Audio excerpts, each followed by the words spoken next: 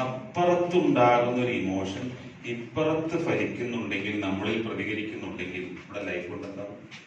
നല്ല ചീത്ത ബോസ് പറഞ്ഞു, ബോസിന് ചീത്ത പറയാൻ പറ്റൂല, കാരണം പണി പോകും.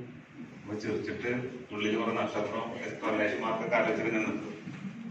വീട്ടിലേക്ക് ചെന്നപ്പോ മോള് ഓടി വരും, ചാച്ചാ അന്നേരം മേടിച്ചോണ്ടിരാൻ പറഞ്ഞ് 250 രൂപ ഡയറി മിൽക്കാണ് ഇത് സത്യത്തിൽ ആർക്കുള്ളതാണ്?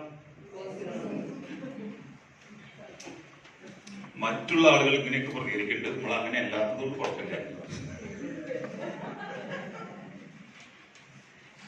അപ്പോ ഏറ്റവും വലിയ home is the first school, school is the second home.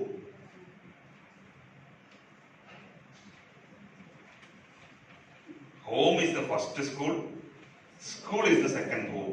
പ്രത്യേകിച്ച് കുട്ടികൾ അവരുടെ രക്ഷിതാക്കൾക്ക് ഒപ്പം നിൽക്കുന്നതിനേക്കാൾ കൂടുതൽ ടീച്ചർമാർക്ക്. നമ്മൾ രണ്ടും ലേണിംഗ് പ്രോസസ് ആയിരിക്കണം.